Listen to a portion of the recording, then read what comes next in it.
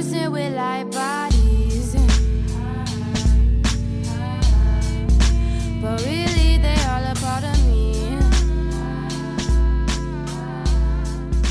Let's get the whip and go. Hey y'all, welcome to my channel. I am Sheeta. Thank you so much for tuning in. Today we will be talking about menstrual cups. Okay, so I picked up this menstrual cup probably like 6 to 8 months ago, and I ordered it from offline from a black owned business, of course, Nini Film Help, and that's the website, and I will drop that information below in the information box. And I think when I bought this, I paid about $9 for it, but now the cheapest ones that I see on her site is about $10. So she have different types of menstrual cups. They range from about $10 to about $24. So if you think about it, these are way cheaper than the very popular menstrual cup, the Diva cup, which cost about 2 times to 3 times more than the one that she sells on her site. Let's talk about what is a menstrual cup and what does it do. Okay, so basically this cup was designed to catch your like, my baby is really in there snoring. Let's hope I can't hear him on camera because he is like hold up. I mean, baby Malin is in there snoring like he's a dang on it 57-year-old man. I don't know if y'all can hear him, but I had to reposition him, so he's good now. But like I said, basically a menstrual cup is used to collect the blood from your menstrual flow. That's pretty much what it is. You put it into your vagina and it catches it. So it's very simple. As far as this one, most menstrual cups are made out of silicone or rubber. So as far as this one, it's made out of soft, flexible silicone, as you can see. First, I'm going to go over the many benefits and also the disadvantages to having or using a menstrual cup. First of all, starting off, it saves you money because it eliminates pads and tampons, any of your traditional feminine products as far as sanitary napkins and tampons. It allows you to basically get rid of those. So if you're frugal like me, that's awesome news. Another one is there is no risk of toxic shock syndrome. You can keep it in up to 12 hours. I wouldn't know because I'm not keeping nothing in me for 12 hours. No ma'am. There's no chemicals, no perfumes like they use in the traditional pads and tampons that you purchase in the store.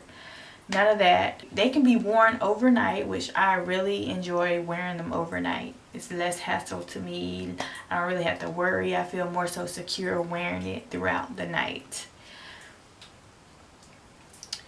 And another thing is, speaking of saving money, how you going to save money? How you going to do it?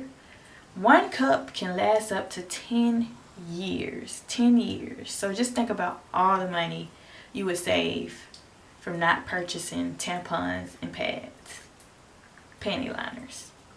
That's a lot of money. Another thing is, I know a lot of ladies work out. You're always so self-conscious when you're working out, worried about if you're having a leak or whatever, because you're doing all different types of movements. With the menstrual cup, it's safe to work out. Did many different exercises, yoga, running, walking, CrossFit, even swimming. Another thing that I noticed that it was a benefit for me was shorter and lighter cycles with the menstrual cup.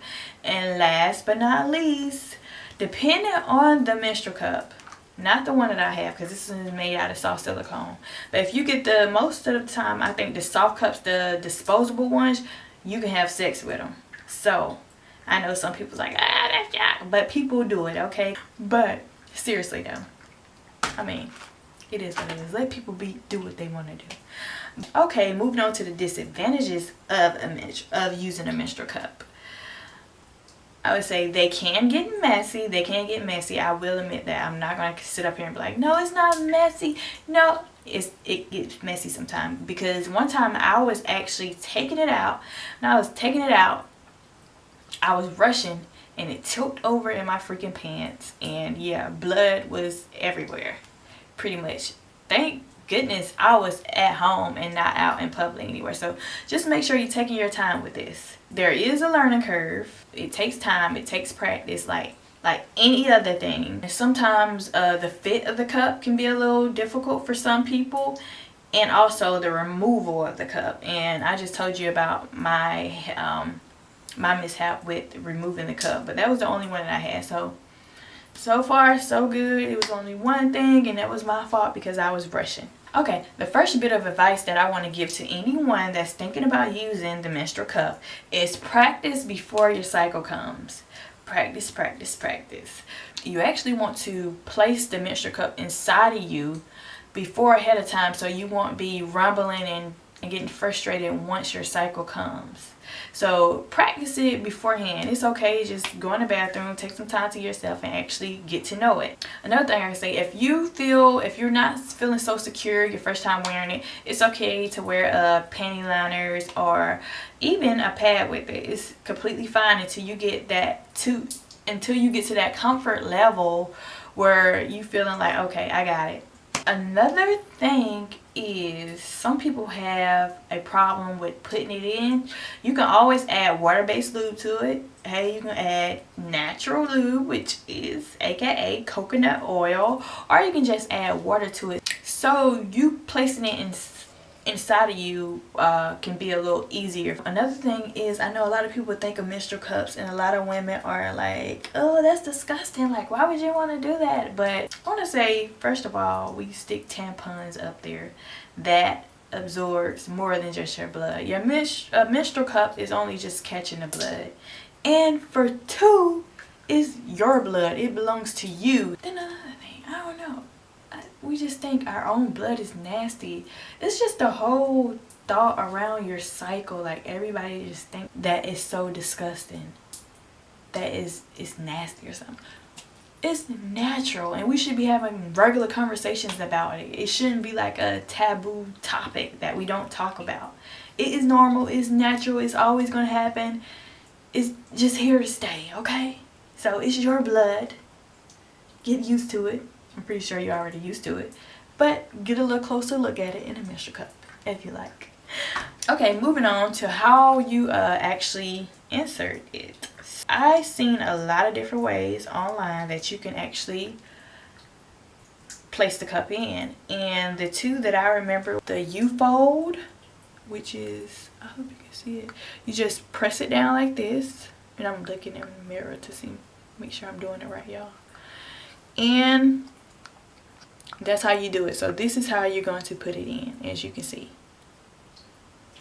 And the one that I enjoy the most is, which this is crazy, y'all, but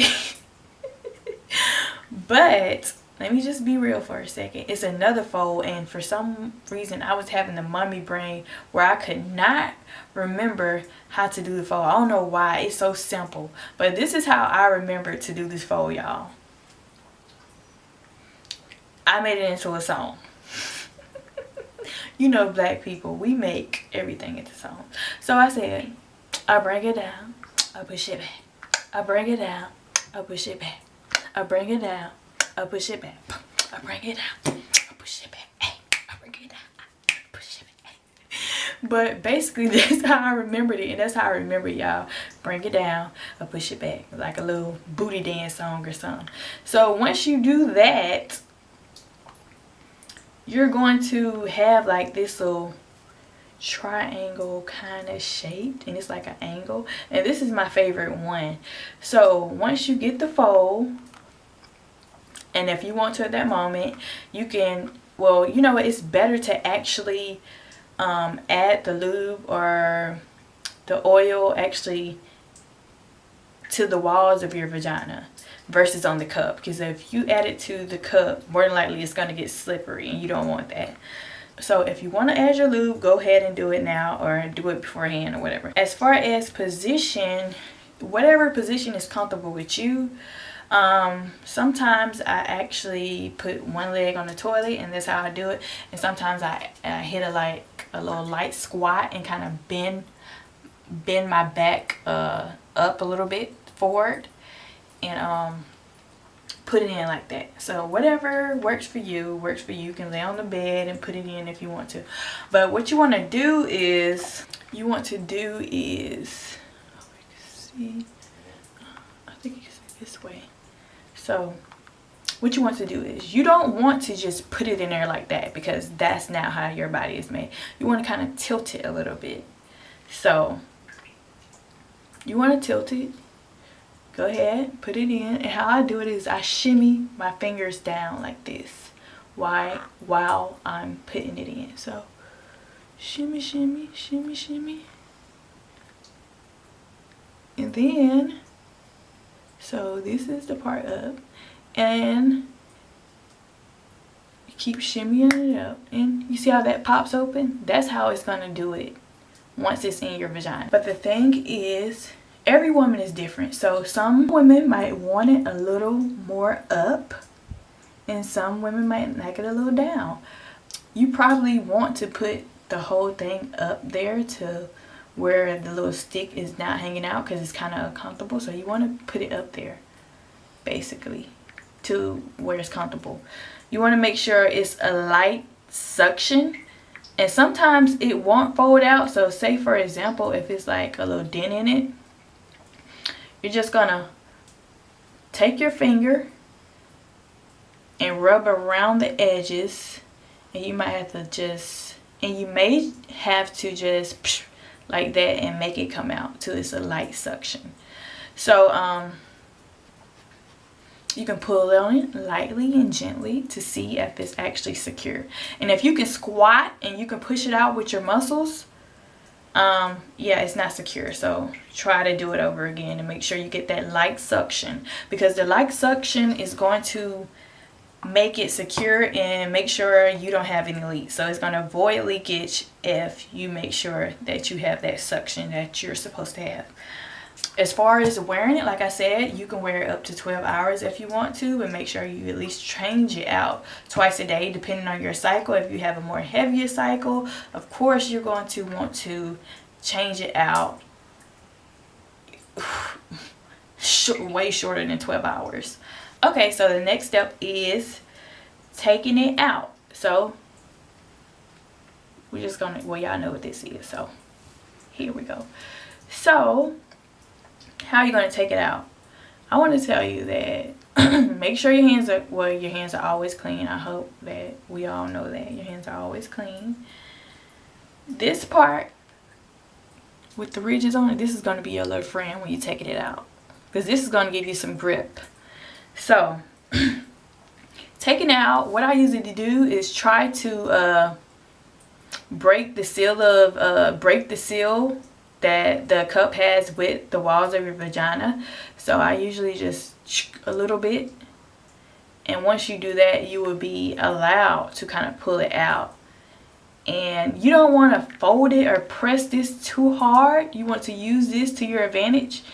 And you can also, as you can see at the bottom, they have like little ridges on the bottom, and that helps take it out as well. That helps you, that assists you with taking it out as well. So these ridges you want to grab. Like I say, if you've had it in for a while, you know your period, your cycle is heavy, don't do too much of this because it's going to spill. Don't do that. So just take it out gently. And I know it can be uncomfortable, but let me tell you, this thing, this size, okay, it's this size. I'm pretty sure if a lot of us didn't have babies, we didn't have something way bigger than this come out. Okay, so basically you want to break the seal and pull it out. All you have to do is dump it in the toilet or wherever you want to dump it, and rinse it out, and you can put it back up there. And that's pretty much it. The only time you need to actually sanitize this is during the end of your cycle. In between, all you have to do is rinse it out with water. That's it. That's all you have to do is rinse it out with water. And basically, if it's on any moms watching this, basically how you sanitize this is the same way you do baby bottles, the old school way. So all you have to do, excuse me, is boil some water, pop this in for about 2 to 5 minutes.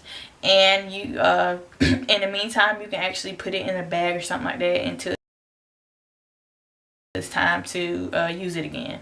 So the sanitation process is pretty simple. Thinking of any more advice, I would say if it's something that you really want to do, if you're trying to look for a more eco-friendly approach to dealing with your cycle, the menstrual cup is really a great alternative to traditional pads and tampons that we usually use. And I just want to say, if it's something that you really want to do, you have to just have a mindset. Like, you may have to shop around for it. The same way we do with purses, we do with jeans and clothes, we do with lipstick, and you know, hairstyles, stylists, nail techs, types of shoes, brands of shoes. Like, women, we shop around till we find what actually caters to us. The same thing is with a menstrual cup.